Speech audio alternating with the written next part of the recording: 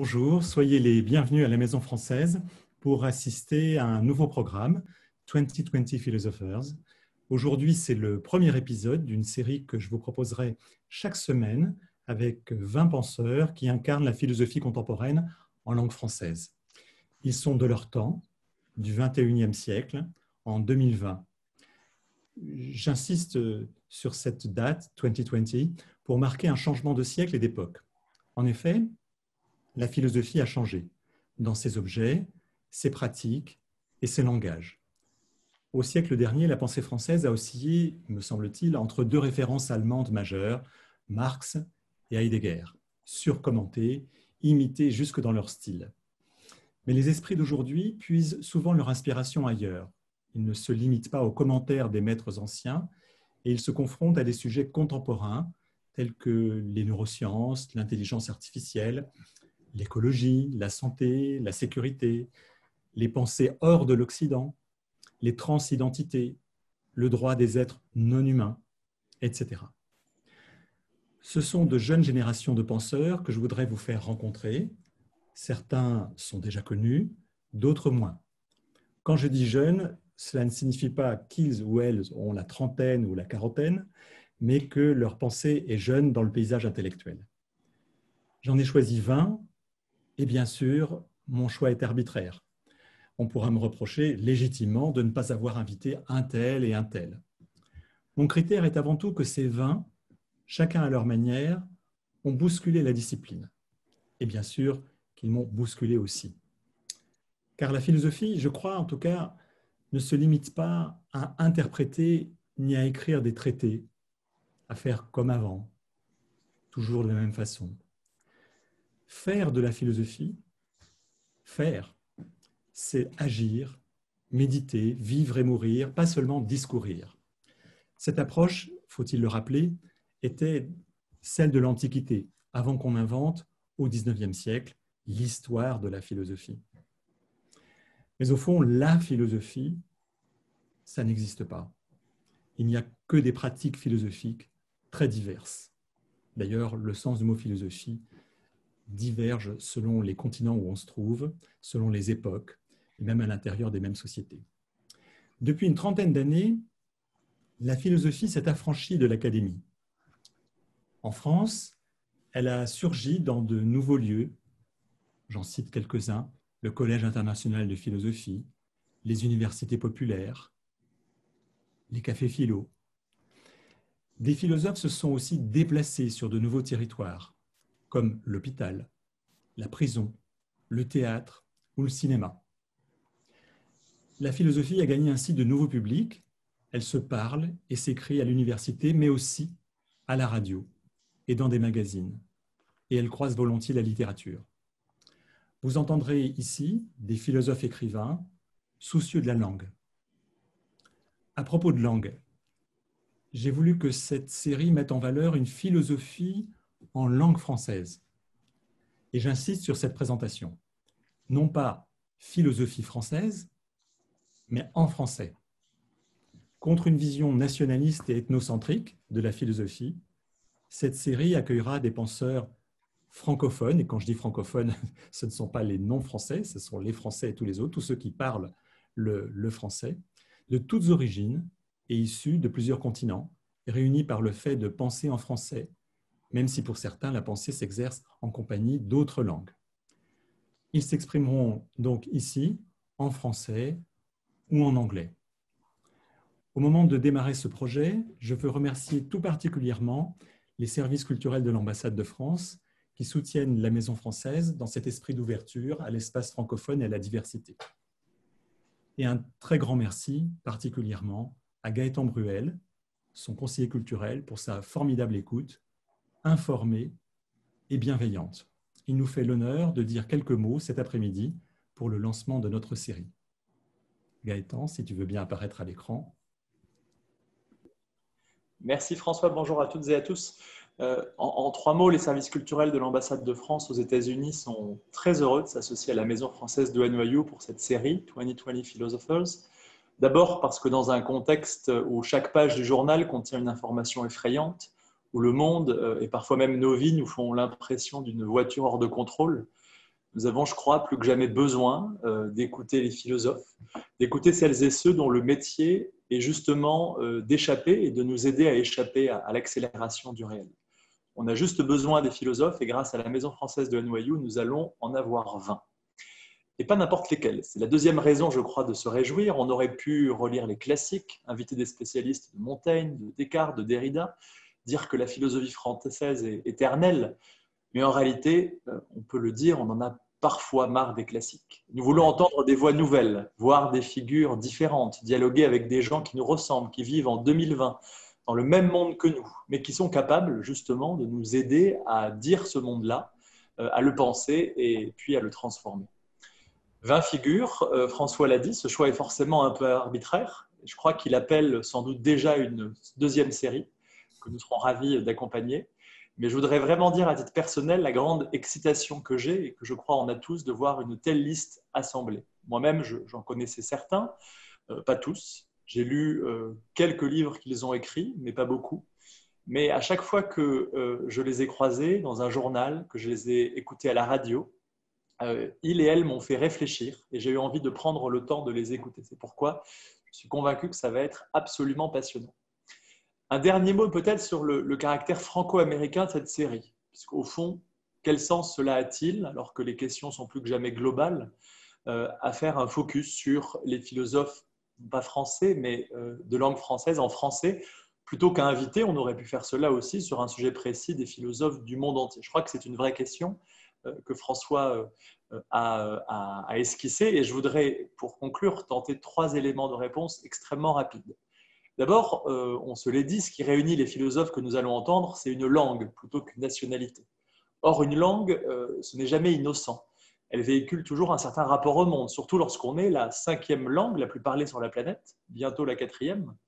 Et je crois du coup que quitter une langue pour se brancher sur une autre, c'est au fond comme passer de la 2D à la 3D. C'est l'expérience que font tous les élèves de nos filières bilingues aux États-Unis, et c'est aussi, dans un autre registre, l'expérience que nous allons faire ici. Ensuite, quand on dit Maison française de NYU, quand on dit service culturel français aux États-Unis, on pense à la France. Mais au risque de décevoir ceux qui imaginent que François et moi, tous les matins, nous levons un drapeau français sur nos bâtiments respectifs, en réalité, l'identité que nous revendiquons, elle est depuis longtemps plurielle. Et moi, en vous parlant là, je me sens profondément français, mais non moins européen, tout autant francophone, et pour finir, complètement progressiste. Et je crois que c'est cette pluralité de voix et d'identité que nous allons aussi entendre à travers cette série. Enfin, on ne saurait nier qu'il y a entre la France et les États-Unis une relation particulière, y compris d'ailleurs en matière de philosophie. Pour la France, la philosophie, elle est plutôt grecque dans son inspiration.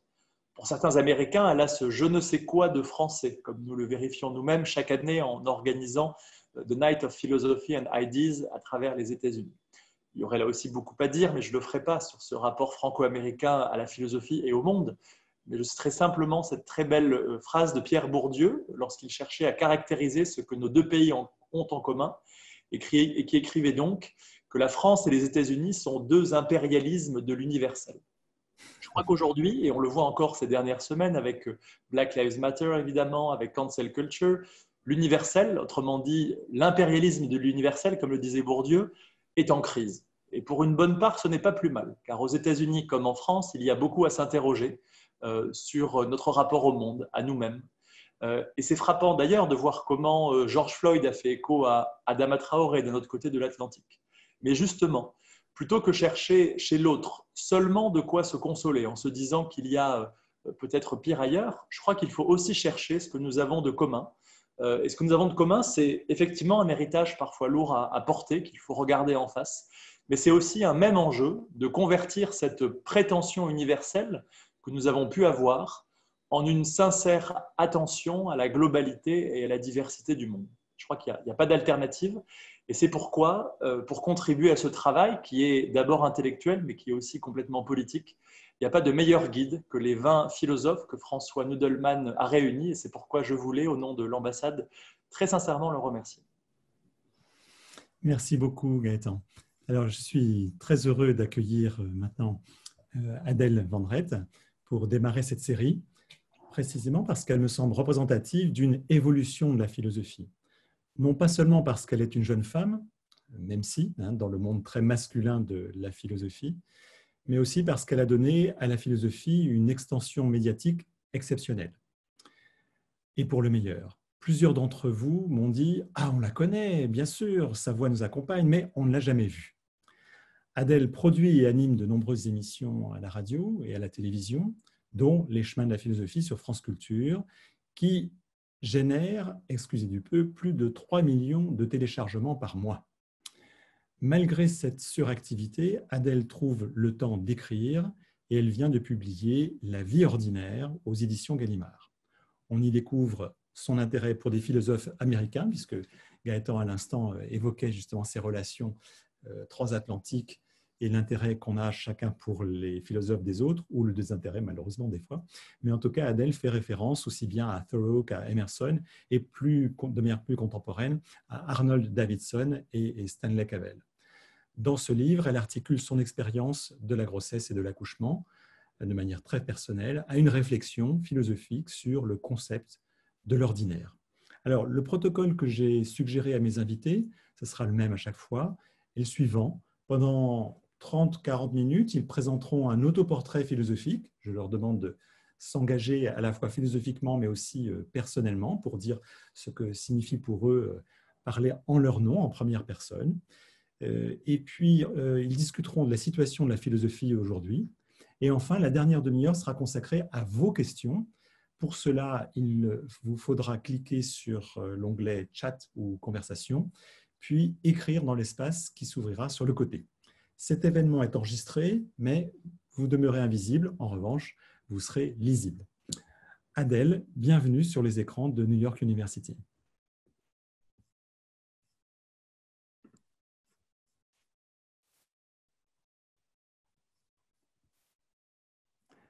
Bonsoir, est-ce que vous m'entendez bien? Oui. Parfait.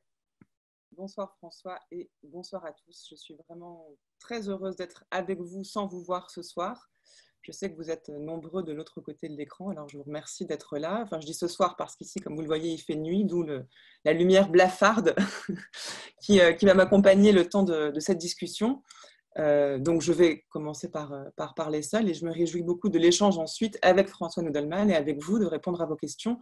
L'idée étant évidemment de créer une forme d'interactivité qui est toujours très bénéfique à la pratique de la philosophie. Et j'espère, lors d'une autre occasion peut-être, venir à New York pour qu'on puisse échanger de vive voix et en se voyant de manière plus simultanée. C'est mon souhait le plus cher et je pense que ce sera bientôt possible, espérons-le.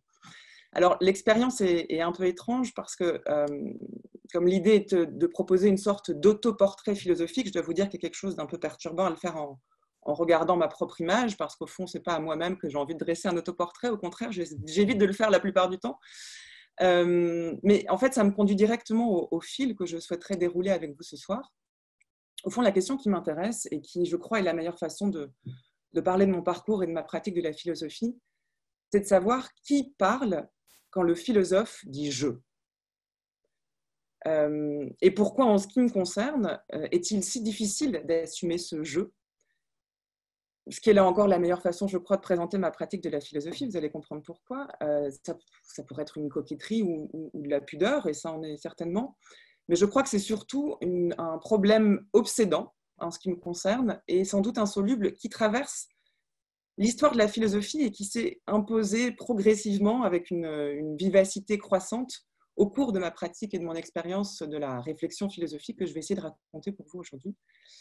C'est une question, savoir donc qui parle quand le philosophe dit « je » et pourquoi est-il si difficile de dire « je » quand on pratique la philosophie en France. Je vais y venir, je crois qu'il y a quand même une spécificité française. C'est une question donc qui interroge le rôle pas seulement de la philosophie, mais du philosophe ou de la philosophe. J'emploie le philosophe au sens générique pour le moment. J'aborderai la question du genre peut-être plus tard, si vous le voulez bien, on verra. Mais alors voilà, comme vous le savez peut-être, j'anime depuis près de 10 ans maintenant une émission quotidienne de philosophie sur France Culture qui s'appelle Les chemins de la philosophie et dans laquelle j'essaye d'aborder autant de thèmes, d'auteurs et de questions que possible. Il n'y a aucune règle. On fonctionne selon un principe de l'alternance. On parle de philosophes antiques, médiévaux, de la Renaissance, contemporains. J'essaye de varier les nationalités, mais c'est très difficile pour des raisons pratiques de traduction, etc. J'essaye aussi d'établir, disons, une transversalité entre ce mot très crispant qui est celui de discipline, partant du principe que la philosophie se trouve ailleurs que dans les textes de philosophie. Je pense qu'il y a une approche philosophique du cinéma, par exemple, de la littérature, dans une certaine mesure de la vie quotidienne, de la question de la santé. Voilà, je pense que la philosophie n'est pas tellement une discipline close sur elle-même qui pourrait s'ouvrir aux autres, qu'elle est dans un rapport de transversalité avec, disons, ce qui la traverse et ce qui la constitue. Et d'ailleurs, vous verrez que c'est assez intéressant de parler de soi quand on anime une émission, parce qu'au fond, je me demande parfois si le rôle que j'occupe, et qui donc consiste à donner la parole à des philosophes, qui sont tous, c'est la seule règle, spécialistes du sujet qu'on va aborder, je me demande si finalement, par rapport à la question du jeu, ce n'est pas une très bonne planque aussi, parce qu'au fond, je ne dis presque jamais jeu, ce n'est pas le sujet, ce qui m'arrange bien, parce que je peux ainsi me mettre au service du dialogue et de la conversation philosophique à laquelle je tiens tant, et qui, je crois, constitue la philosophie autant que les textes qui sont rédigés. Mais ce qui m'intéresse ici, et la raison pour laquelle je voudrais vous en parler aujourd'hui, c'est parce que dans ces émissions, j'ai très souvent eu l'occasion de demander à mes invités, qui sont la plupart du temps des universitaires français, mais pas seulement, j'essaye d'inviter des personnes qui pratiquent la philosophie en dehors de l'université. Je leur demande toujours plus ou moins explicitement de définir ce qu'est la philosophie. Et au fond, je crois que je n'ai jamais eu deux réponses similaires à cette seule et même question. Je ne sais pas si vous en avez une au moment où je pose la question. On peut établir des grandes familles. En fait, pour les uns, c'est une manière de discipliner la pensée. On retrouve ce mot. Une affaire de méthode, au fond, au sens, disons, kantien du terme, si on estime que la philosophie de Kant, selon sa propre volonté, étant une espèce de propédeutique, c'est-à-dire une sorte de préparation à l'avènement d'une philosophie véritable, qui peut-être n'a jamais vu le jour au sens kantien, si ce n'est dans la rédaction du travail critique qu'il a lui-même opéré. Mais dans cette perspective-là, la philosophie serait d'abord une sorte de méthode de pensée. Un lieu où on apprendrait la rigueur, la discipline donc, le sens de l'argumentation, ce serait le lieu, on peut le dire ainsi, de la mise en ordre de la pensée. Si ce n'est que la mise en ordre, en fait, intervient bien avant le travail philosophique. Le langage lui-même est déjà une façon de classifier ce qui est. L'alphabet lui-même suit un ordre, si bien qu'en réalité, on se rend compte que notre rapport à la pensée est d'emblée déjà enfermé dans certaines catégories. Et c'est bien nécessaire pour pouvoir penser. Nous sommes obligés de catégoriser pour pouvoir penser. Cette catégorisation est à bien des égards une simplification. Et en même temps, c'est la seule manière que nous avons de produire un langage qui produit de la réflexion. Et la philosophie, en ce sens, serait la reine des disciplines dans la mesure où elle réfléchirait sur cet ordre lui-même et permettrait de mettre en question des choses qui peuvent paraître évidentes. C'est une conception qui n'est pas exactement la mienne, même si je reconnais un avantage, enfin disons une vertu absolument nécessaire à la pratique de la philosophie. J'ai fait une grande partie de mes études de philosophie en France et j'ai donc subi le sort de tous les étudiants, qui est le fait d'apprendre à faire une dissertation française, ce qui était une sorte de torture mentale en ce qui me concerne et qui, je crois, et j'y reviendrai, a beaucoup contribué à me donner une fausse idée de ce qu'est la philosophie. Je ne dis pas que ce n'est pas indispensable, au contraire, mais je crois que ça n'est qu'une étape de l'apprentissage et de la pratique philosophique. Pour les autres, pour d'autres invités à qui je pose la question, donc tous ceux qui ont fait de la philosophie leur métier, on va dire aujourd'hui, la philosophie, ce serait le lieu où la question du sens est posée explicitement. Philosopher, ce serait une manière de trouver une direction à notre existence, de construire un édifice solide grâce auquel notre existence pourrait tenir bon, ou bien poser la question du sens pour mieux accepter son absence de sens. C'est par exemple la position, disons, camusienne de l'absurde. Je suis née dans un monde qui n'est pas là pour me faire plaisir, je n'ai moi-même pas demandé à naître et ma vie est finie, c'est-à-dire que la mort m'attend au bout de mon parcours. Comment trouver du sens à tout cela ?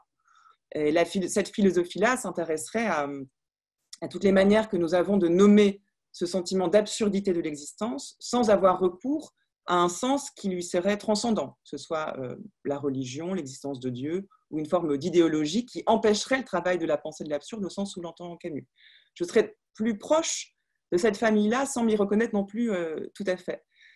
Pour les autres encore, philosopher, ce serait, et c'est les réponses que j'entends, apprendre à mieux vivre, disons, dans une perspective plus antique de la philosophie, comme étant une sorte de perfectionnement de soi, non pas atteindre la perfection, mais sans cesse réévaluer, re-questionner le rapport que j'entretiens à mon existence, le rapport entre non pas tant l'individu que je suis, mais ce qui me constitue et le monde avec lequel je suis bien obligée de composer dans l'espoir d'une amélioration, d'une évolution qui conduise vers davantage soit de connaissances, soit de bonheur, c'est selon, et qui donc implique un travail de transformation qui m'est très cher, voire même de métamorphose.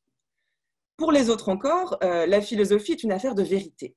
Alors cela m'intéresse particulièrement parce que je dois dire que ceux qui définissent la philosophie comme étant une quête de vérité ne produisent jamais de définition de cette vérité. C'est comme si au fond le mot même de vérité suffisait. C'est comme une main qu'on voudrait à tout prix saisir pour mieux avancer sans avoir besoin de la nommer.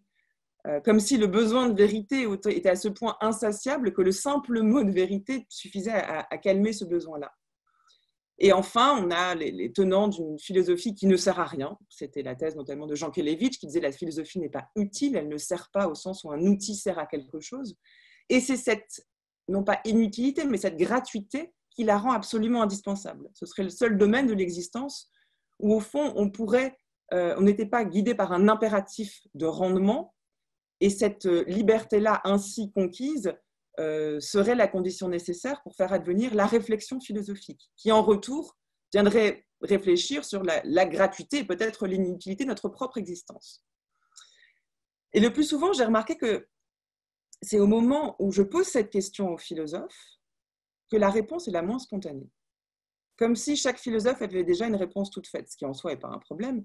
Et d'ailleurs, de vous à moi, je crois sincèrement que en fait, la pratique de la philosophie n'a pas grand-chose à gagner à être définie.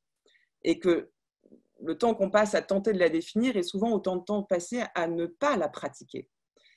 Et pourtant, je suis là chaque matin à donner la parole à mes invités et à les inviter à réfléchir à cette étrange pratique qu'est la philosophie dont ils ont fait leur métier pour la plupart.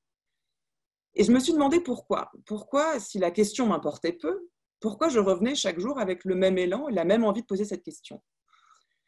Et j'ai fini par comprendre que ce qui m'intéressait dans cette question, ce n'est pas la question elle-même, et encore moins la réponse. Je fais partie de ceux qui pensent que la philosophie est une affaire de questionnement, de goût pour les questions, et beaucoup plus que de quête de réponse. Mais au fond, ce qui m'intéressait dans cette question, ce n'était pas tellement la question ni la réponse, mais la personne qui tentait de formuler cette question. Et j'en suis arrivée à la conclusion, au constat suivant, qui est que ce qui m'intéresse dans la philosophie, c'est sans doute moins la philosophie que les philosophes eux-mêmes. Et pourtant, j'ai toujours été sceptique à l'égard de l'importance qu'on accorde à la biographie. Vous savez, il y a un fameux, on résume souvent l'approche contradictoire de l'importance de la biographie quand on aborde la pensée de quelqu'un, dans le conflit, l'opposition entre Proust d'un côté et Sainte-Beuve de l'autre. Sainte-Beuve qui dit qu'il faut connaître la biographie d'un auteur pour pouvoir apprécier son œuvre. Proust de l'autre qui va dire au contraire, la biographie n'est pas, quand on parle de la biographie, on ne dit pas l'essentiel de l'œuvre. L'œuvre et la pensée elles-mêmes sont non pas détachées, mais sont dans une autre sphère que celle qu'on appelle proprement la biographie. Et moi, je me situerais davantage du côté de Proust, même si lui-même n'était pas complètement honnête avec cette position, il faut bien le dire. Mais je dirais au fond que je ne distingue pas les deux. Je crois que ce serait la meilleure façon de le dire. Et même, j'irais même jusqu'à dire que je crois que la philosophie pourrait s'abîmer, voire se nuire, si elle prétendait se passer complètement des philosophes qui la font. Et c'est une sensation que j'ai beaucoup eue au cours de mes études de philosophie, que j'ai fait en France. J'ai étudié une année à l'université de Chicago aussi, qui a beaucoup compté pour moi, j'y reviendrai.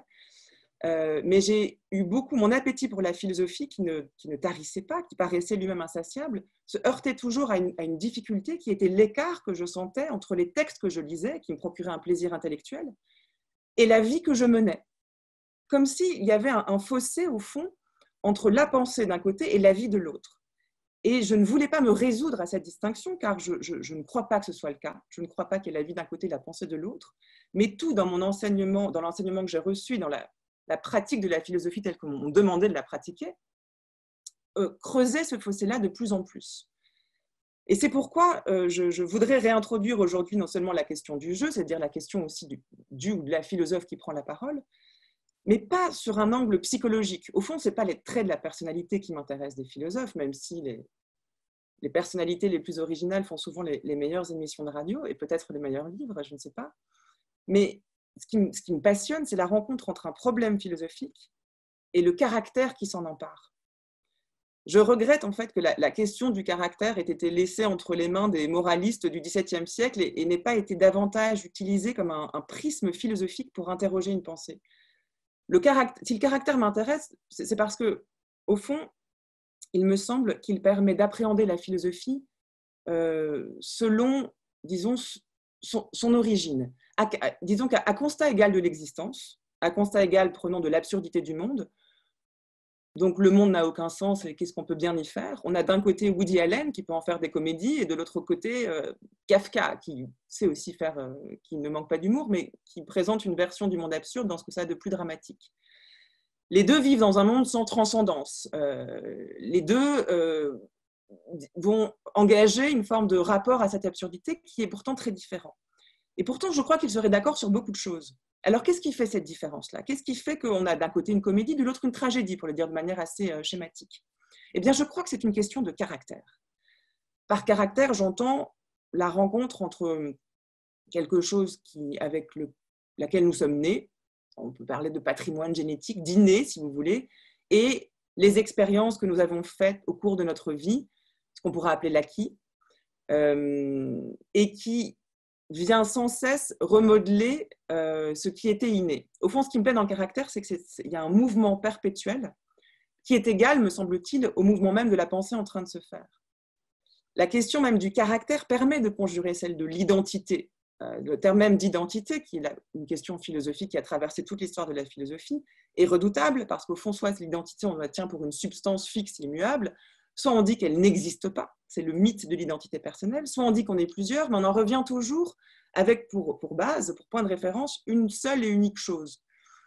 Et à l'inverse, le caractère, me semble-t-il, est ce qui permet d'appréhender ce que l'on est à un moment donné. Il y a des constantes, ce qu'on appelle des traits caractères, mais ces constantes sont sans cesse susceptibles d'évoluer au gré des expériences. Et rien ne m'intéresse tant que de voir comment les expériences que nous faisons modèlent en retour notre pensée. Et c'est ce qui fait cette prise en compte du caractère qu'on va donner que la philosophie n'est pas simplement une affaire de langage, une affaire de pensée, mais aussi une affaire de ton. Et je me réfère là à un ouvrage de philosophie de Stanley Cavell. En anglais, c'est A Pitch of Philosophy. On l'a appelé en français un ton pour un ton en philosophie. Stanley Cavell est un philosophe qui a beaucoup compté dans ma formation philosophique. Et dans ce livre, il s'interroge sur la prétention du philosophe à parler au nom de tous, à s'universaliser, justement. Qui suis-je, peut se demander n'importe quel philosophe, pour parler, pour prendre la parole et prétendre de manière parfois arrogante, dit Cavell, non seulement savoir mieux que les autres, mais enseigner aux autres le monde tel qu'il est. C'est une responsabilité énorme qui impose de dire « je » et de prendre la mesure de ce « je » qui s'exprime. Et là, on est au cœur du problème qui m'anime. Et d'où cette question, qui parle quand le philosophe dit « je » ? Et je crois que c'est un problème qui se pose avec d'autant plus d'urgence, me semble-t-il, que nous assistons, en France en tout cas, à une explosion du « je » en littérature. Et il est intéressant de comparer le jeu en littérature avec le jeu en philosophie. Si vous prenez la rentrée littéraire en France cette année, il y a énormément d'ouvrages qui sont écrits à la première personne. Prenez par exemple un de celui dont on parle le plus en ce moment, qui est l'ouvrage d'Emmanuel Carrère, qui s'appelle « Yoga ». Emmanuel Carrère dit jeu depuis bien longtemps, hein, mais si on s'arrête à ce livre-là, il raconte son expérience de la méditation, du yoga, ses séjours en hôpital psychiatrique, son investissement dans l'île de Lesbos auprès des migrants, et il raconte son expérience. Le livre, mon objet ici n'est pas de donner un avis sur ce livre, on en reparlera après si vous voulez, mais ce qui m'intéresse, c'est de voir à quel point ce livre, comme beaucoup de cette rentrée, ont suscité des questionnements sur l'ego des écrivains. Et ça pose une question qui est beaucoup plus large et qui intéresse et devrait intéresser le domaine de la philosophie. Est-ce qu'écrire un livre à la première personne, raconter en son nom, est-ce que c'est ça l'essence même de la littérature? Ou bien, est-ce que c'est la fin de la littérature? En clair, est-ce qu'il suffit de raconter ce qu'on a vécu pour faire de la littérature? Ou est-ce que le travail du romancier ne commence pas justement au moment où il s'extrait de son ego pour atteindre un autre lieu, un autre type de narration, et qui serait ce qu'on pourrait appeler la littérature, qui serait alors distincte du journal intime, de la conversation entre amis, ou de la forme de la conférence. Disons, ce serait la littérature telle que Flaubert l'entend. Vous savez, cette espèce d'écriture blanche, où l'on oublie la personne derrière l'écrivain. En fait, je crois que cette question est presque une fausse question en littérature, parce qu'un écrivain n'a jamais parlé d'autre chose que de lui-même. Un écrivain pour écrire, comme tout artiste, comme tout créateur, et je crois qu'à bien des égards, la philosophie est une forme de création et conduite et menée par un élan artistique, n'est le fait que d'individus qui puisent dans leurs propres expériences pour modeler et forger un récit, une narration ou une réflexion, en inventant des personnages, pourquoi pas.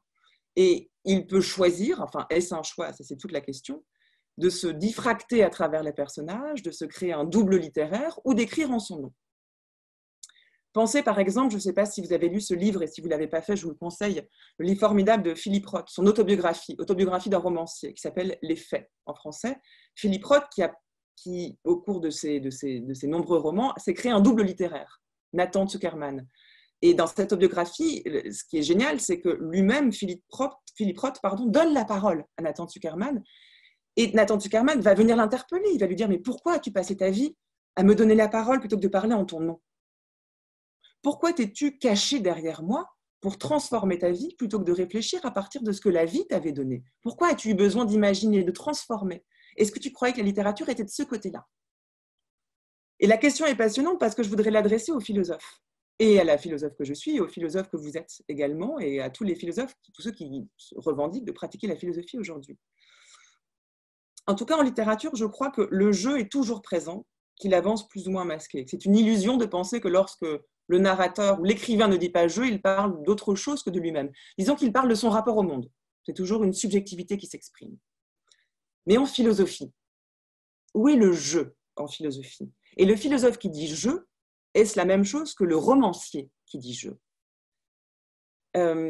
Je crois que le problème ne se pose pas de la même façon dans la philosophie américaine, telle que je la connais en tout cas. Il y aurait une étude à faire à ce sujet, ça a sans doute déjà été fait, mais en tout cas, ce qui est vrai, c'est qu'en France, le jeu reste un problème.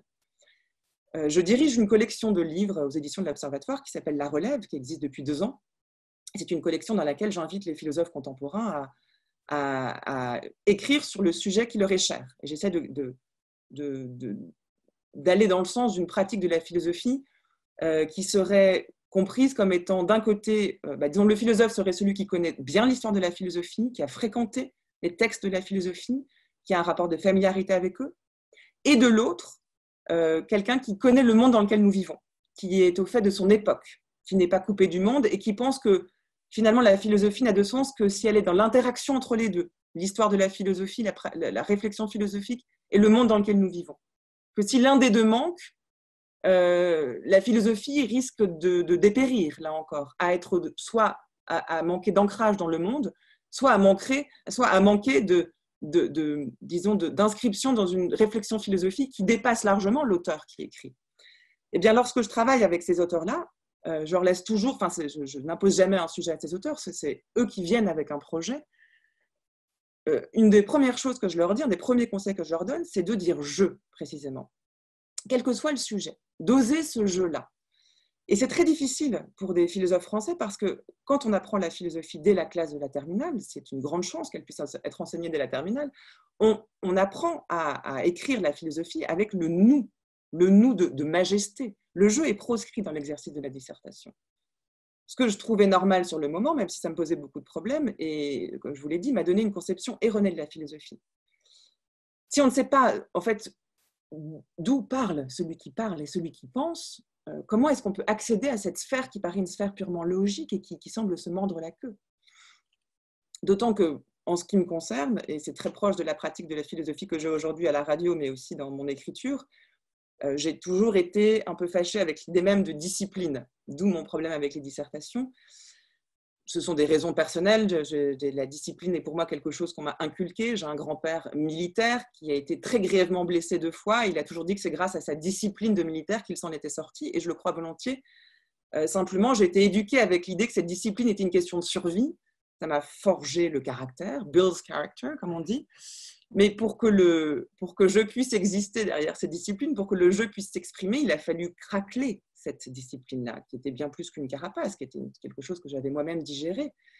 Et ça a conduit à une sorte d'acte, non pas du tout de rébellion frontale, mais plutôt de transgression tacite et progressive que la philosophie m'a permis de faire. C'est ça qui est très intéressant, c'est que la philosophie, qui était d'abord une discipline pour moi, est devenue ce qui m'a sauvé presque de la discipline que j'avais reçue, qui m'avait été inculquée au fond. Alors, comment ce jeu peut-il éclore et pourquoi faut-il que le philosophe assume ce jeu lorsqu'il prend la parole? Déjà, je voudrais dire que je ne veux pas faire comme si le jeu n'avait jamais existé en philosophie. Montaigne a écrit 1 millier de pages à la première personne, ce qui explique sans doute pourquoi d'ailleurs on ne le considère pas vraiment comme philosophe aujourd'hui en France.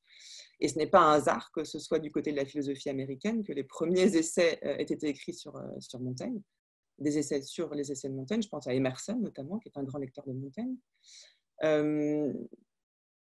Descartes dit « je ». Est-ce qu'on peut imaginer le discours de la méthode sans ce « je » ou les méditations métaphysiques? Que devient le « je pense, donc je suis » si on enlève le « je ». Je suis, j'existe sans le « je ». On dit juste penser, existence, ça ne marche plus. Le « je » est indispensable à la fondation même du cogito, de celui qui pense. Mais alors précisément, qui est le « je » qui parle chez Descartes? Est-ce que c'est un jeu universel?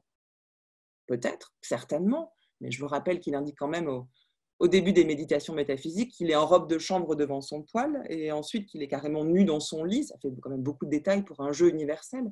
C'est donc qu'il y a bien d'autres choses que le simple jeu universel.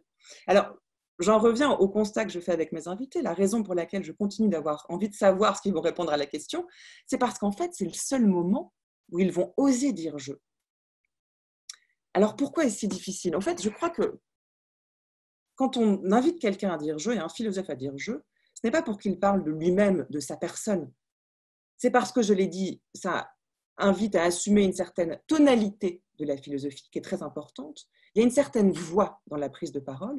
Et là, évidemment, la pratique de la philosophie que j'exerce à la radio m'y a rendu particulièrement sensible. La voix est un outil de pensée formidable parce que la voix est plus que le langage et plus que la pensée. La voix dit des choses que l'on n'est pas en train de dire. Vous entendez dans ma voix et dans le ton que j'emploie pour vous parler beaucoup de choses que je ne suis pas en train de dire. Et je crois même qu'à énoncé égal, le ton employé va changer presque la nature de ce qui a été dit. Donc, dire « je », ça ne veut pas dire « je parle de moi », mais j'assume la voix qui prononce les mots que vous allez entendre ou les mots que vous allez lire. Ce qui est le contraire de l'égotisme. Le vrai problème, c'est de dire « nous », alors qu'on ne parle que de soi. Ce n'est pas de dire « je » quand on parle en son nom. Ce qui a une double conséquence, en réalité. Il y a une conséquence politique très claire. Le « nous » du collectif est plus viable, mieux défini, plus harmonieux s'il se compose de « je » qui s'assument.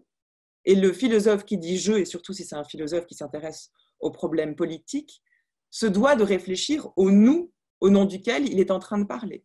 Donc le « je » qui s'assume est celui qui va pouvoir jeter les bases de manière plus claire, de manière à essayer de ressaisir un problème qui ne parle pas qu'à lui-même, mais qui parle aux autres. Et puis la seconde conséquence qui m'intéresse particulièrement, c'est que le fait de dire « je » va attirer le regard sur des conditions d'énonciation pratique de ce qui est dit et permettre d'introduire une dimension que je juge fondamentale dans notre existence et dans l'existence de la pratique de la philosophie, qui est ce que je nommerais l'ordinaire, au fond.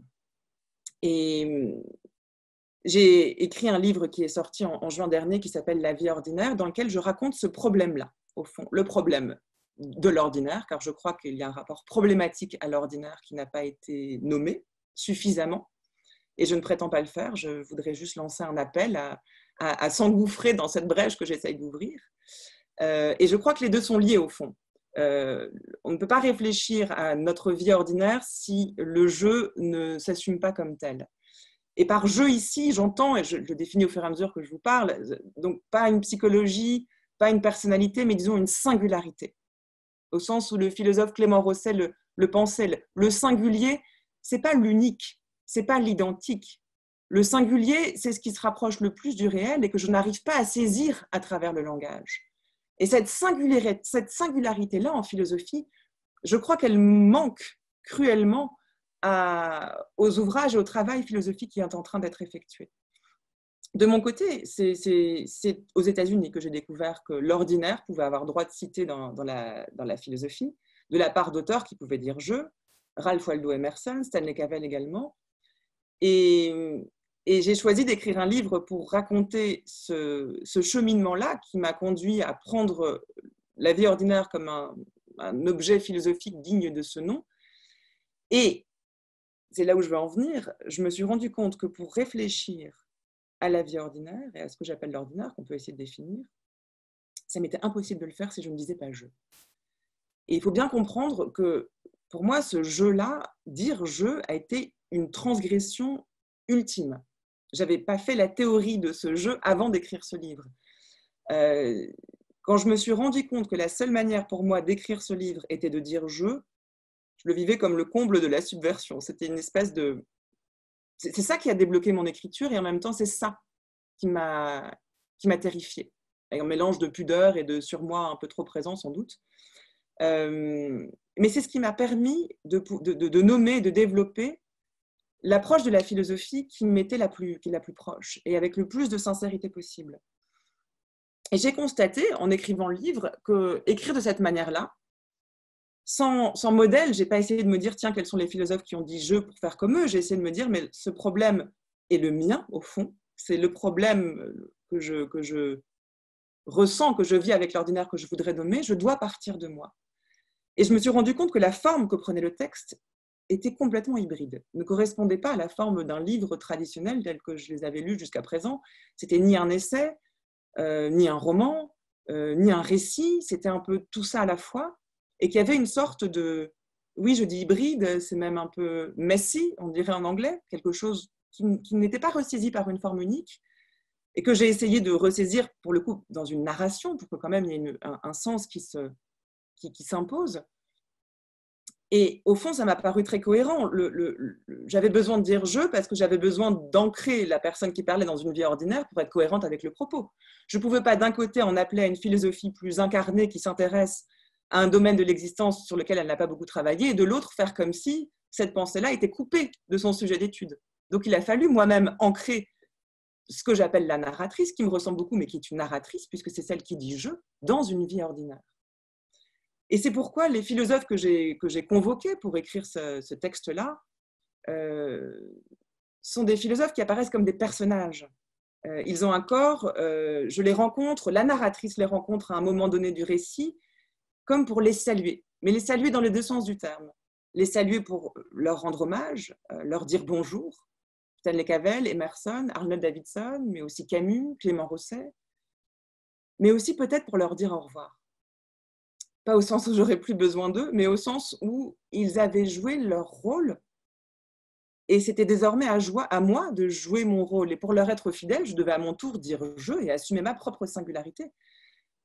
Il faut bien comprendre ici que j'ai une approche de cette réflexion-là qui n'est pas universitaire, puisque je n'enseigne pas la philosophie, je ne suis plus à l'université depuis longtemps. J'ai démissionné en fait de l'école normale supérieure quand je suis arrivée à la radio, pour pouvoir continuer à faire de la philosophie à la radio. Et je ne pourrais pas être plus heureuse parce que je continue, c'est comme un travail d'étudiante perpétuelle au fond, puisque chaque jour, j'ai une discussion différente avec un spécialiste différent sur un sujet différent, je m'en nourris énormément. Et ça me permet d'être dans cet à côté qui me va bien, qui est d'être à la fois de plein pied dans le savoir et dans la connaissance et dans la réflexion, et en même temps de ne pas appartenir à une communauté, à une chapelle, à une structure. Et cette liberté-là, qui est vraiment, je crois, une chance inouïe, est celle qui m'a permis, sans doute, je crois, d'écrire ce livre, qui ne ressemble à rien, encore une fois, et donc qui m'a permis de formuler des questions que je n'aurais jamais, sans doute, osé formuler avant. Alors, je vais essayer d'être un peu concrète. Ça m'a permis de partir pas simplement du jeu qui va poser une question, mais du jeu qui a un corps. Au fond, ce que je dis sur la voix, sur le caractère, qu'est-ce que ça veut dire si ce n'est que le philosophe n'est pas simplement une machine à penser, mais un corps. Et je crois que ce corps-là fabrique la pensée autant que celui qui va parler ou que celui qui va écrire. Et ce corps-là, il est un ancrage au monde. Et dès lors que je pars du principe que la pensée part du corps, il me fallait parler des expériences de ce corps. Or, il s'avère que je suis une femme, on y revient, je vous ai dit la question du genre, ce qui est en soi une question qui, elle, ne m'a jamais obsédée, la différence de la question de l'ordinaire ou de la personne qui parle quand cette personne se revendique de faire de la philosophie. En revanche, le corps que j'ai est un corps de femme qui a fait une expérience, qui est l'expérience de la grossesse, puis donc de l'accouchement. L'un va souvent avec l'autre. Et cette expérience-là, je n'avais jamais rien lu à ce sujet. Je n'avais jamais rien... je n'avais pas eu l'occasion d'avoir des discussions avec des philosophes sur ce sujet. Ces expériences sont racontées dans la littérature, dans d'autres domaines, au cinéma, et en philosophie, c'est comme si rien ne se trouvait à ce sujet-là. Et je me suis rendu compte que les deux choses qui, pour moi, avaient joué un rôle très important dans ma vie, qui avaient induit un rapport problématique pour des raisons différentes au monde, la vie ordinaire et la grossesse, étaient deux sujets sur lesquels je trouvais très peu de choses. Et donc, j'ai décidé de raconter ça. J'ai décidé de prendre la parole en mon nom, enfin de prendre la plume plutôt, et de raconter comment, au fond, le rapport problématique que j'entretiens parfois avec la vie ordinaire, la narratrice, c'est beaucoup plus lourd, le rapport qu'elle entretient avec l'ordinaire que moi-même au quotidien, c'est pour ça que je distingue les deux, et de voir que finalement l'expérience de la grossesse est une expérience qui semble conjurer un temps le rapport problématique à l'ordinaire, si on considère que ce rapport problématique vient du fait que l'ordinaire, bien souvent, est le lieu d'une sorte de surgissement de quelque chose qu'on n'attendait pas et qui n'est pas du tout banal. Je ne crois pas que l'ordinaire soit synonyme de banal, ni même du quotidien.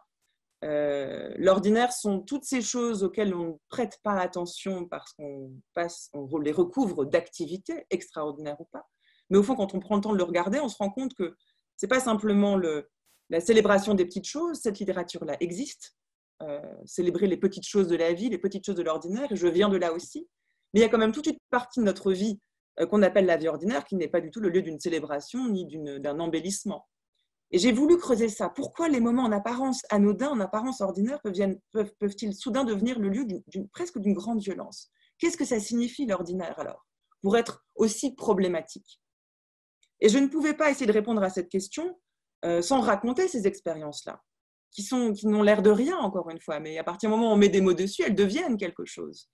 Et ce récit-là m'a intéressée de voir comment ma fréquentation, la rencontre avec certains philosophes comme Stanley Cavell qui travaillaient sur la question de l'ordinaire a été à la fois une révélation parce que ça m'a permis de prendre au sérieux cet objet-là dans ma pratique de la philosophie et en même temps de ne pas parvenir à le ressaisir sous forme de concept parce que Cavell le dit bien, l'ordinaire ce n'est pas un concept. Alors qu'est-ce que c'est? Qu'est-ce qu'on en fait quand on est en philosophie et qu'on ne fait pas du concept, on fait quoi?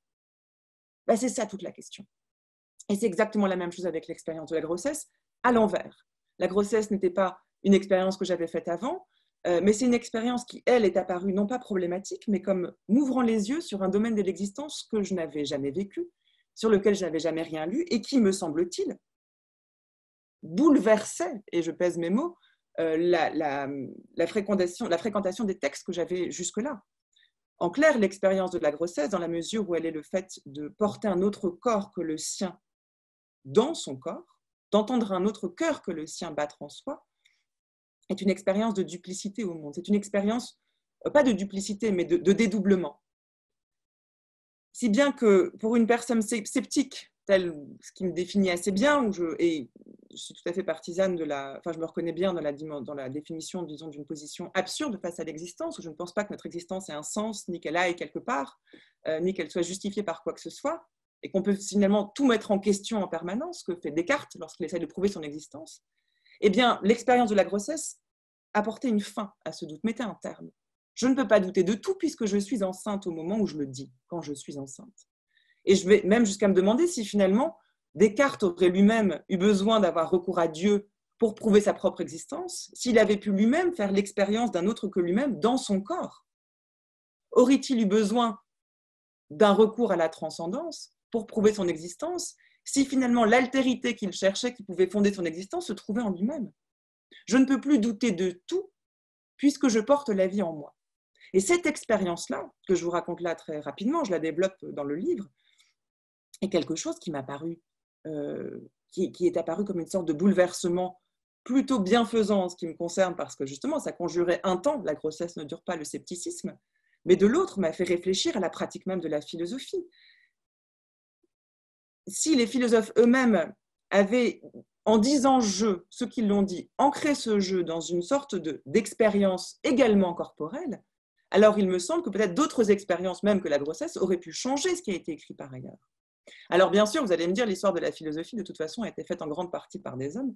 Donc l'expérience de la grossesse ne s'y trouve pas simplement parce qu'on a choisi de ne pas en parler, même si on n'est pas obligé d'avoir fait une expérience pour devoir en parler, mais que ça explique pourquoi cette expérience-là n'avait jamais été racontée. Mais quand vous réfléchissez bien, une des définitions de la philosophie sur laquelle je ne suis pas revenue, c'est celle de l'accouchement.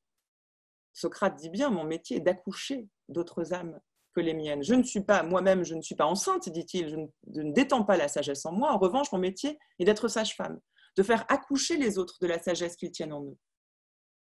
Ce qui fait faire de la philosophie, de l'accouchement, la métaphore de la philosophie, pose un double problème, de deux choses l'une. Soit c'est une métaphore, mais alors, pourquoi est-ce que l'accouchement est passé sous silence en philosophie? Pourquoi est-ce qu'on ne parle pas de l'expérience de l'accouchement? Même si c'était le fait des hommes, ils ont dû assister à des accouchements. Pourquoi est-ce que cette expérience réelle du corps qui accouche dans notre corps n'est pas énoncée en philosophie? Et de l'autre, si ça n'est qu'une métaphore, ou plutôt, si ça n'est pas juste une métaphore, mais alors, de quoi parle-t-on? Ça veut dire que la philosophie se définissant comme accouchement ne se définit que comme une métaphore. Mais c'est lourd de conséquences de dire que le travail de la philosophie ne serait qu'une métaphore.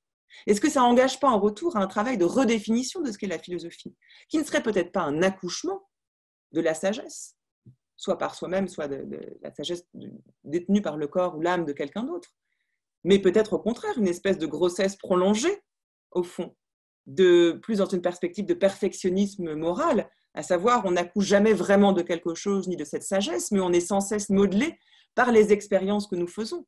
Et je crois sincèrement que la pratique de la philosophie ne s'exerce pas de la même manière quand on voit les choses sous cet angle-là. Et voilà, on va continuer la discussion ensemble, mais il me semble que ces réflexions-là que j'énonce dans le livre, à travers une narratrice, donc un personnage que je crée, qui rencontre des personnages qui sont des philosophes qui sont connus, et qui réfléchit, qui se nourrit de ces expériences-là pour montrer comment elles font avancer la réflexion. C'est à la fois la forme la plus fidèle que j'ai trouvée pour exprimer mon propre rapport à la philosophie, et en même temps, ce que je pouvais faire, qui me paraissait de plus utile, pour essayer de bousculer la pratique de la philosophie, pour la conduire vers ces domaines-là où elle ne s'était pas aventurée, et qui, il me semble, sont absolument indispensables à la perpétuation de cette réflexion philosophique. Sans cela, on se prive de quelque chose qui est absolument crucial pour n'importe quel individu sur Terre, que ce soit la vie ordinaire à laquelle de toute façon on n'échappe pas, ou la question de la procréation, qui n'est absolument pas un passage obligé, mais qui est pourtant ce dont nous venons tous. Et c'est finalement l'accouchement du jeu, l'accouchement de ce texte, même si je crois que là encore la métaphore a vraiment des limites, parce que ce n'est pas du tout la même chose d'accoucher d'un corps que d'accoucher d'un texte, à bien des égards d'ailleurs, même si les deux sont très douloureux. Il me semble que c'est ce geste-là, cette entreprise-là que j'ai voulu être comme une espèce de brèche que j'ouvrais et qui n'a pas pu se faire sans le fait d'assumer un jeu, que je n'assume pas toujours d'ailleurs, mais en tout cas dans l'écriture, j'ai dû assumer ce jeu-là. Et au fond, il importe peu que ce soit ma personne ou pas. Le jeu est celui qui a écrit. Le jeu est celui qui énonce ce qui est énoncé dans le livre et surtout qui pose des questions. C'est un jeu qui soulève des questions plus qu'il n'apporte de réponses. Et c'est vers ce jeu-là que je voudrais tendre, et c'est ce type de jeu-là que je voudrais lire, parce qu'il me semble que c'est celui qui va pouvoir continuer à faire avancer le travail de la philosophie aujourd'hui. Non pas un jeu égotique, non pas un jeu psychologisant, mais le jeu qui exprime une singularité du rapport au monde que nous entretenons tous et dans laquelle doit puiser la réflexion philosophique, au risque de tourner en rond et de ne jamais se renouveler, et de tourner le dos à ce qui fait que ce que nous sommes aujourd'hui est donc dans l'époque dans laquelle nous vivons. Et mon souhait le plus cher est que la philosophie se nourrisse de ces domaines-là qu'elle avait jusque-là, me semble-t-il, exclus. Je vais m'arrêter là et on peut continuer la discussion ensemble, François. Merci beaucoup, Adèle.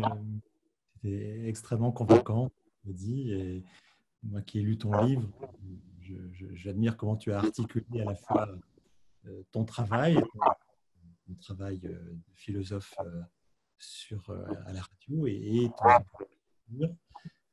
Et ce que tu as dit sur le jeu me semble décisif pour justement aborder la question de l'écriture philosophique.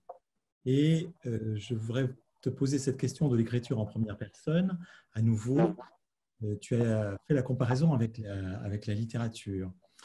Et tu as cité Proust, et on se souvient du Contre Sainte-Beuve, où Proust dit qu'effectivement, l'écrivain, il a plusieurs moi, quoi. Il y a le social, la personne, et puis il y a aussi d'autres moi. L'énonciateur est un autre moi. Alors, j'entends tout à fait, je sens ce que tu dis sur la nécessité du jeu et de travailler un petit peu ce jeu et ce texte philosophique. Mais je voudrais savoir jusqu'où tu vas pour assumer ce jeu, parce que ça, on ne l'accepte pas généralement. Est-ce que tu accepterais aussi que le jeu du philosophe, finalement, ne soit pas le jeu de la personne qui écrit? C'est-à-dire que le jeu soit divisé. Pour celui peut-être qui a expérimenté ça de manière la plus radicale, c'était Kierkegaard. Kierkegaard qui en anonyme, il peut aussi théoriser le contraire de ça.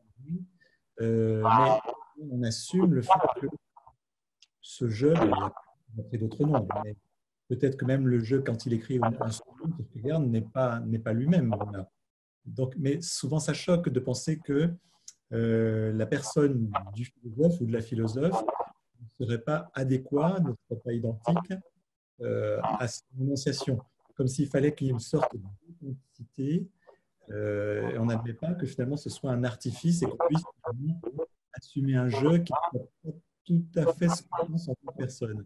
Est-ce que tu es prêt à aller dans cette direction, ou tu considères qu'il faut quand même garantir une forme d'authenticité dans l'énonciation philosophique? Alors, merci pour cette question qui est en effet tout à fait dans la lignée de ce qui m'est cher. Moi, ma position est assez claire à ce sujet. Je crois vraiment que la personne du philosophe ou de la philosophe qui parle est complètement secondaire. Ça ne veut pas dire qu'il n'y a pas d'authenticité, mais je crois que c'est pour ça que j'insiste sur le fait que le jeu n'est pas forcément ni égotique ni psychologisant. Au fond, le livre qu'on lit, qui est écrit à la première personne, devrait être apprécié et reçu de manière absolument indépendante de l'écrivain ou du philosophe qu'on rencontre. Pour une raison très simple, et je l'ai dit très rapidement, je dis bien que j'ai mis en scène une narratrice. Et ça a été bien sûr une des questions qu'on m'a beaucoup posées, mais la narratrice, c'est vous quand même, on l'a bien vu, ça ressemble à votre vie, ceux qui pensaient connaître ma vie, c'est vous. Et je m'interrogeais sur ce besoin pour les lecteurs de faire coïncider la personne que j'étais, qu'ils connaissaient, pour ceux qui me connaissaient, avec la narratrice dont ils avaient suivi les aventures, et ils se demandaient vraiment, mais finalement, est-ce que j'ai vraiment vécu? C'est les expériences que je raconte. Et je crois que c'est absolument secondaire. Parce que sinon, là, pour le coup, la philosophie est à ce prix. Parce que sinon, on entre dans une forme d'exigence, de vérité à soi, que j'associe plutôt à une forme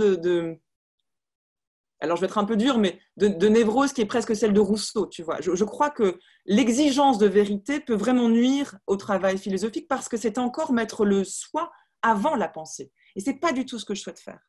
Je ne crois pas du tout je crois vraiment, et ce n'est pas de la fausse modestie ou de la coquetterie, je crois vraiment que ma personne importe très très peu dans l'histoire. La personne, c'est une personne sociale, c'est ce que je suis avec mes amis, avec ma famille, mais ce que j'écris se situe sur un autre registre. Que je puisse dans les expériences que j'écrive pour écrire, c'est absolument normal, parce que je pourrais les inventer. Il s'avère que moi j'ai ce rapport-là à l'écriture où je parle mieux de ce que je connais. Bon. De manière générale, je le souhaite à tout le monde. En fait, il y a des gens qui parlent très bien de ce qu'ils ne connaissent pas, mais ça m'intéresse moi. Mais ça ne veut pas dire brandir une exigence de transparence à soi. Je me méfie de ça. Et là encore, je parlais du livre d'Emmanuel Carrère. Il y a beaucoup de livres où les écrivains disent « mais alors moi, j'écris vraiment pour dire la vérité. La question de la vérité ne m'intéresse pas. Déjà parce qu'on ne peut pas la définir, parce qu'ensuite elle implique toujours un rapport narcissique, je crois, à soi. Dire la vérité sur soi, c'est ne pas avoir, enfin, vouloir dire la vérité sur soi, c'est ne pas avoir la conscience tranquille, c'est penser qu'on a des comptes à rendre. C'est, voyez, enfin, tu vois, c'est vraiment rentrer dans un rapport, pour le coup, je crois, auto-centré et trop psychologisant, qui éloigne de la démarche que j'appelle de mes voeux. Kierkegaard lui-même, c'est intéressant parce qu'effectivement, il a un rapport biaisé à lui-même, au fond, parce qu'il est tantôt honnête avec lui-même, tantôt très malhonnête, ce qui le rend très sympathique à mes yeux, parce que j'aime les personnes justement, qui ne sont pas une, qui sont plusieurs. Et je n'y vois pas de la malhonnêteté, j'y vois de la difficulté peut-être à être lui-même, ce que je comprends très bien, et je crois qu'on en est tous un peu là. Mais dire ça est une chose. Dire en revanche que l'authenticité n'a aucune prise, ça je ne le crois pas, mais je ne la situerai pas dans l'adéquation avec la personne. Je situe l'authenticité au fond, moi, ce avec quoi j'essaie d'être en coïncidence, c'est pas tellement avec moi, c'est avec le rapport au monde qui est le mien. Et c'est très différent. Pardon, je te laisse, j'ai vu que tu voulais. Malgré tout, tu as la question du genre et tu malgré tout, et c'est bien, que une femme véritablement écrit sur la presse pour la pensée, à la fois comme corps, mais donc philosophique, du rapport au monde, du rapport au texte et à la métaphore. Donc, cette question du genre, elle implique que qui écrit est sexué. Alors, je ne t'entends pas très bien, je dois dire, parce qu'il y a un mot sur deux que je n'entends pas bien, mais j'ai compris que ta question posait sur le genre et de dire qu'il y avait finalement il y a un rapport sexué, c'est ça à la philosophie. Alors, ça, là encore, merci de cette question-là. Au fond, je crois que la question du genre, en philosophie, comme dans tous les domaines intellectuels, artistiques, etc., est secondaire. Ça ne veut pas dire qu'elle n'est pas importante. Ça veut dire que je ne crois pas j'ai pas une position essentialiste. Je ne crois pas qu'on écrit ainsi parce qu'on est une femme ou qu'on écrit ainsi parce qu'on est un homme. Je crois qu'il y a autant d'écritures masculines différentes que d'écritures féminines, si cette expression-là a un sens. Et ça m'a posé un problème, là encore, quand j'ai choisi de raconter l'expérience de la grossesse, parce que je me suis dit, mais alors, ça va être une écriture qui sera genrée, justement. Et je dois dire qu'en écrivant, je ne me suis pas posé la question. Et c'est après coup, je me suis dit, ah, mais qu'est-ce que ça change à la manière que j'ai d'écrire? On pourra dire que ça change quelque chose, mais je crois qu'être une femme ne change pas, par essence, mon rapport à la pensée. C'est mes expériences qui vont influencer, modeler mon rapport à la pensée. Et encore une fois, on peut être une femme sans avoir eu d'enfant, donc ça ne veut pas dire qu'on est moins femme pour autant. Donc, ce n'est pas parce que j'ai eu un enfant que je suis femme. Et ce que j'écris par ailleurs, je crois, n'est pas proprement féminin ni proprement masculin. Ou peut-être que ça l'est, ça n'est pas mon souci, ce n'est pas une question que je me pose. C'est ça que je veux dire. Et je dis que c'est secondaire, ça ne veut pas dire que ce n'est pas important. Ça veut dire que je ne crois pas en l'essence féminine comme en l'essence masculine. Je crois que le genre est de l'ordre de la performance, de la performativité. On peut jouer d'être, on peut se reconnaître dans un genre ou dans un autre genre, changer d'ailleurs de genre selon beaucoup de critères. Mais ce n'est pas, je ne crois pas au mythe de l'écriture féminine. En revanche, je pense que les conditions d'existence des femmes, les conditions sociologiques, les conditions économiques, les conditions politiques des femmes jusqu'à il y a très peu de temps, et c'est encore le cas aujourd'hui, ont pu influencer en retour leur écriture. Mais c'est très différent de parler d'essence féminine, de parler de conditions d'écriture qui changent qui influencent la manière d'écrire. Voilà. J'ai plein d'autres questions, mais le temps passe et je veux quand même laisser évidemment à nos auditeurs de poser leurs propres questions. Alors, je vous invite à le faire sur le chat et il y a quelques réflexions. Je vais te lire ce qui est écrit. Je crois que je peux citer la personne qui te pose ces questions. Il s'agit de Lionel Puyer.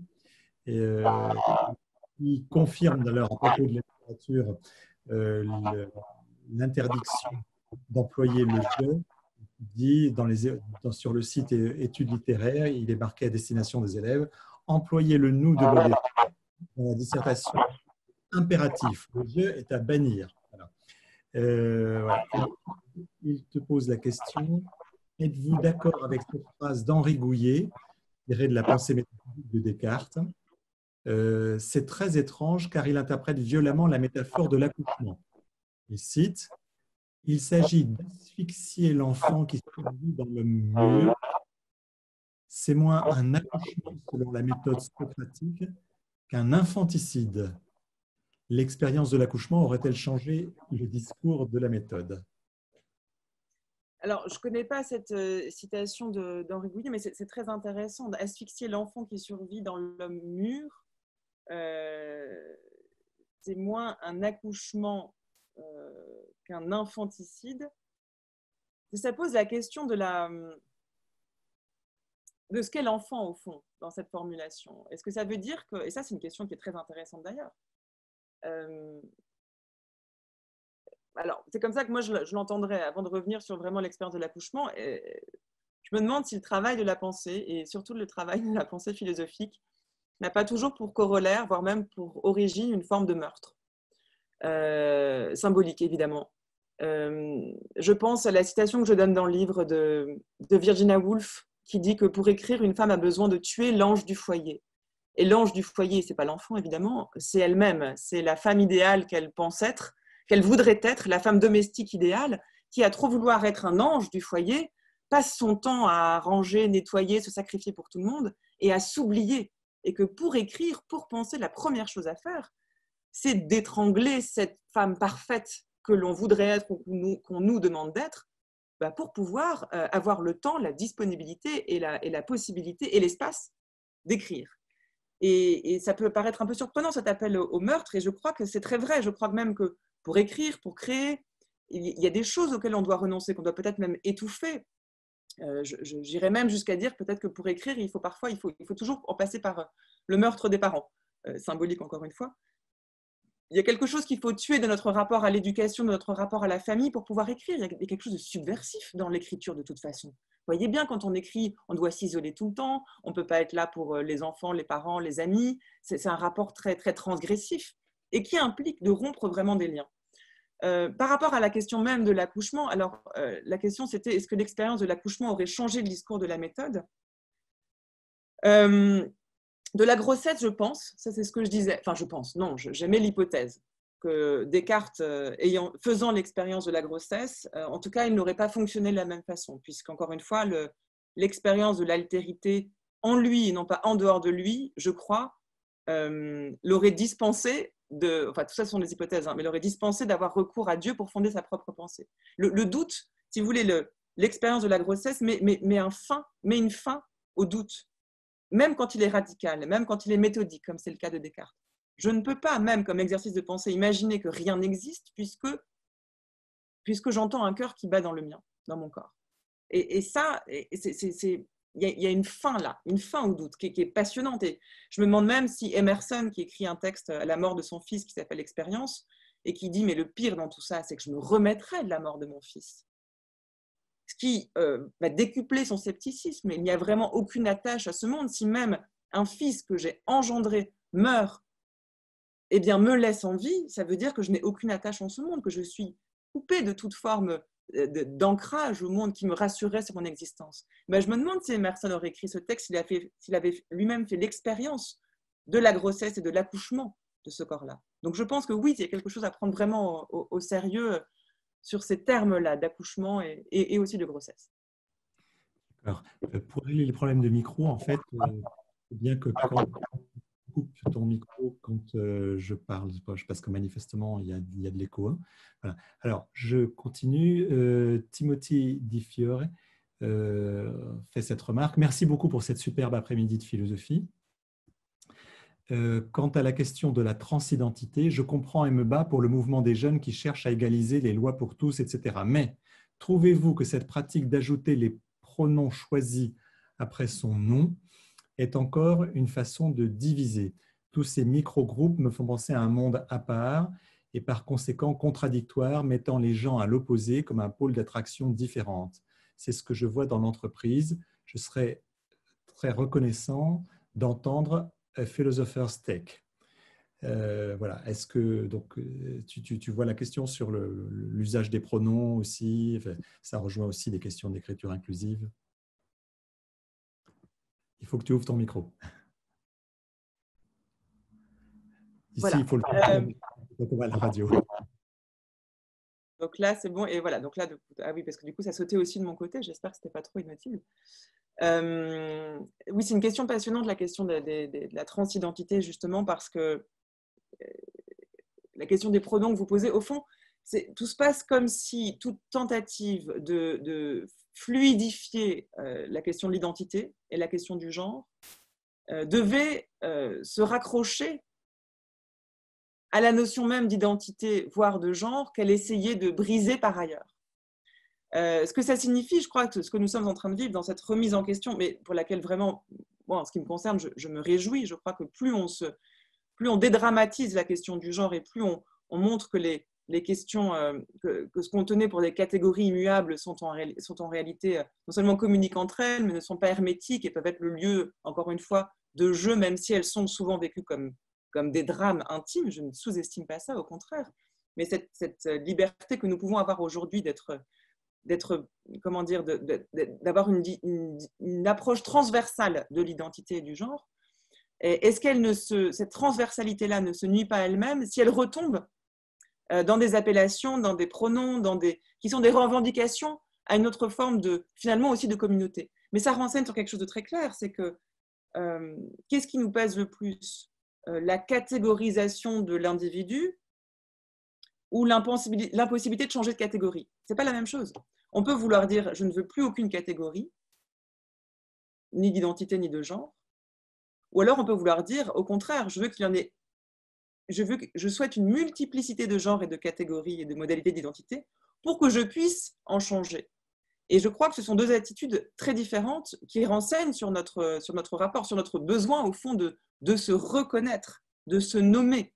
Nous avons besoin du nom peut-être pour mieux le dépasser, mais pour aussi exister d'une manière ou d'une autre. Et peut-être qu'il est impossible ou trop difficile d'exister sans s'accrocher à un nom, à un genre, à une étiquette. Et ça, je crois que c'est vraiment une question que pose l'époque dans laquelle nous vivons et que je trouve très stimulante. Et je m'interroge sur, non pas tellement sur l'issue, mais sur les conséquences. Est-ce qu'on parle vraiment d'une révolution ou est-ce qu'au fond, on n'est pas en train de perpétuer une catégorisation qui était déjà là, mais qui simplement prend d'autres visages? C'est pour le coup une vraie question.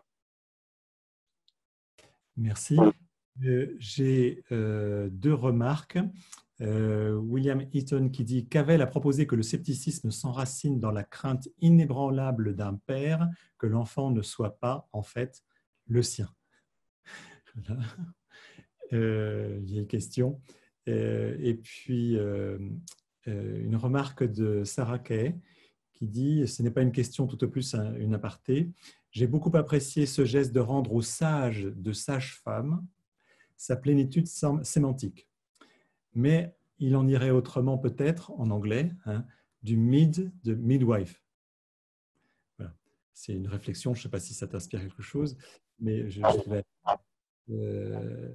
voilà. Oui, si je veux bien répondre aux deux questions. Sur la question la citation de Cavell qui a proposé donc le scepticisme s'enracine dans la crainte inébranlable d'un père que l'enfant ne soit pas en fait le sien. Ça va exactement dans le sens de ce que… Je ne connaissais pas cette citation exacte, mais je crois qu'il le dit quand il parle de Shakespeare, justement, et notamment aussi dans Le Roi Lear, le personnage le plus sceptique, sans doute, de Shakespeare. Mais ce qui montre bien le lien décisif de la filiation dans notre rapport au monde et dans notre rapport au scepticisme ou non. Et c'est pour ça que je propose la grossesse comme étant à prendre en compte dans l'hypothèse d'un scepticisme. Que reste-t-il du scepticisme dès lors que de ce lien nous sommes assurés? C'est par rapport effectivement à un homme qui parle de ses enfants ou à une femme qui est adoptée, peu importe. En tout cas, l'expérience de la grossesse met fin à ce doute-là. Et je crois que ça a des conséquences énormes, en effet. Donc merci de soulever ce point-là et surtout à travers les mots de Cavell. Quant à la question de la sage-femme et de la midwife, ça c'est génial parce qu'on voit que quand on passe d'une langue à l'autre, les interprétations changent et je trouve ça extrêmement stimulant.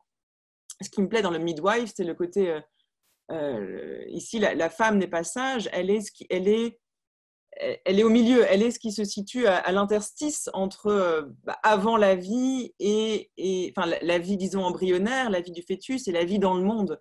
Et c'est la femme du passage, au fond. C'est presque ça que ça veut dire. Et je trouve ça assez juste parce que on entend plus le mouvement, qui est vraiment un mouvement qui est celui de la naissance, sur lequel il faudrait aussi vraiment réfléchir, ce que signifie que naître au monde, parce que l'enfant existe avant qu'il ne soit au monde.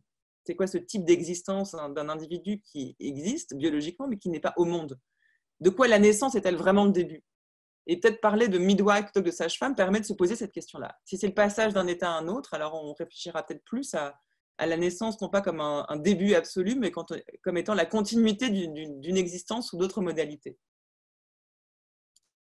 Je voudrais qu'on pose quand même quelques questions sur aussi le paysage philosophique d'aujourd'hui. Et j'aimerais que tu nous dises ton sentiment sur la relation entre la philosophie qui s'est développée considérablement de manière extraordinaire dans les médias et l'université, puisque tu dis, voilà, moi j'ai quitté l'université, c'était une forme de rupture hein, et de délivrance, si je peux encore employer ce mot qui est relatif à l'accouchement. Qu'est-ce que tu dirais de cette relation? Comment tu la sens entre université et médias? Est-ce que c'est une relation de concurrence, complémentarité? C'est un peu la langue de bois parce que tu vas forcément me dire, bon, oui, les gens viennent, voilà, ils discutent, mais bon, est-ce que tu sens quand même que des fois, il y a des conflits de légitimité? Comment tu vois les choses?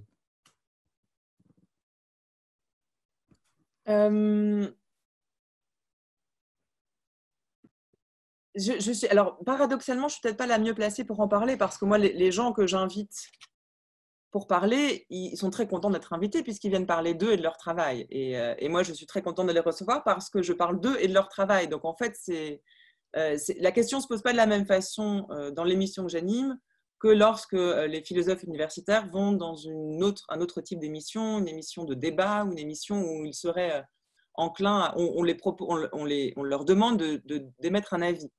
Au fond, pour répondre à ta question, je dirais deux choses. La première, c'est que je me réjouis que les philosophes soient davantage invités dans les médias qu'avant, parce que ça veut dire que la philosophie son domaine, son champ s'est accru, s'est ouvert et que désormais on estime que le philosophe a quelque chose à nous dire. De l'autre, je crois qu'il y a un énorme malentendu, c'est qu'on tient le philosophe comme étant celui qui a la réponse à tout et qui détient la sagesse et qui va nous aider pour comprendre la situation qu'on est en train de vivre. Et je crois que ce n'est pas du tout le cas, parce que la philosophie n'est pas, je le disais, je crois, une affaire de vérité et que c'est d'abord une pratique à l'université d'une discipline et qu'on est spécialiste d'un sujet. Et que demander à un philosophe, parce qu'il est philosophe, de commenter l'actualité, ça n'a, je crois, aucun sens. Ce n'est pas parce qu'on a étudié, je ne sais pas, Bergson toute sa vie qu'on a un avis à donner sur le nouveau gouvernement. Et c'est un peu le problème, c'est que désormais, le philosophe est comme un consultant. Lui, il va nous donner son avis et ainsi, il va nous aider à comprendre la situation. Mais c'est l'inverse. Le philosophe n'est pas celui qui a une opinion. Platon l'a bien montré, c'est même au contraire, c'est de tout faire pour sortir du règne de l'opinion et pour que l'avis, la parole du philosophe, plutôt la parole du philosophe soit utile, elle a besoin d'être construite, elle a besoin d'être argumentée et elle a besoin de temps long.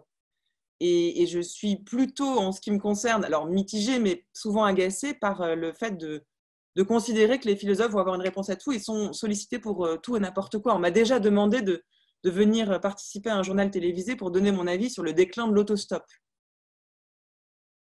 Et je me suis dit, mais on en est là. Et c'était en tant que philosophe. Et voilà. Et ce jour-là, c'était quelques années, j'ai compris que le malentendu était assez poussé. La deuxième chose que je voudrais dire, c'est plutôt du point de vue des philosophes eux-mêmes, universitaires, j'entends, parce que là, encore une fois, moi, je suis plutôt un relais. Je ne vais pas parler en leur nom, mais je sens deux choses. Je sens une réticence qui est une réticence à sortir du domaine de la recherche pour aller réfléchir dans un autre espace qui serait l'espace médiatique et qui pourtant, je crois, n'est pas incompatible avec la philosophie parce que la philosophie n'a pas de sens si elle ne s'adresse pas au plus grand monde. Ça, c'est en tout cas la conception que j'en ai. Elle n'est pas réservée à des happy few. En revanche, pour ce faire, encore une fois, elle a besoin de temps et donc elle a besoin aussi d'un lieu à elle. Donc peut-être qu'elle ne peut pas sortir tout de suite, mais Mais elle doit quand même, on doit sortir de la caverne à un moment. Sinon, la philosophie, je crois, se nuit à elle-même.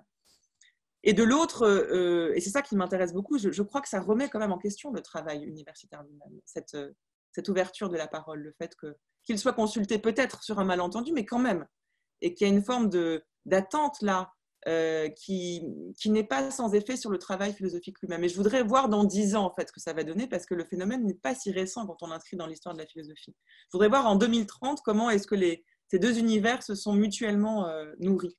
Ça m'intéresse. Comment tu interprètes la demande de philosophie? Parce qu'il y a une demande de philosophie. Alors parfois, c'est bon, pour jouer peut-être le supplément d'âme dans certaines réunions. Mais malgré tout, voilà, on constate que les suppléments sur tel ou tel philosophe ou sur l'histoire de tel courant, etc., fonctionnent. Sont presque devenus des marronniers maintenant. Donc il y a un public qui n'existait pas avant. Et voilà, il y a une demande. Donc, comment tu l'analyses? D'où elle vient? À quoi elle répond? Là encore, je crois que c'est un malentendu, mais que sur un malentendu, d'un malentendu, on peut tirer de très bonnes choses pour tout le monde. Bon, c'est très difficile à le dire rapidement, mais je pense que l'époque dans laquelle nous vivons est une époque qui cherche à se définir, qui est en rupture avec les époques même pas si lointaines, jusque dans les années 90, disons. On a parlé de la fin de l'histoire. Je ne crois pas que ce soit la fin de l'histoire, mais je crois qu'il y a une sorte de mutation très lente qui perturbe et qui demande, alors pas tellement du sens, on dit beaucoup que c'est une demande de sens, ça je ne suis pas sûre, mais d'ancrage. Je crois vraiment qu'on a plus le temps aussi de s'interroger sur les raisons pour lesquelles nous sommes ici et ce qui fait que nous sommes bien ici au bon endroit. Et pourquoi est-ce que je dis que c'est un malentendu? C'est parce que je pense que la philosophie n'apporte pas ce genre de réponse. Au contraire, je crois que la philosophie nous réconcilie avec le fait que la plupart des questions que nous nous posons n'auront peut-être pas de réponse et que ce n'est pas pour ça qu'il ne faut pas les poser et que même les poser, c'est déjà commencer le cheminement vers cet espoir de réponse. Et donc, le malentendu vient du fait qu'on considère la philosophie du coup un peu comme ce qu'on appellerait du développement personnel ou une espèce de catalogue qui dispense du sens et qui va venir nous faire du bien, ce que je ne crois pas.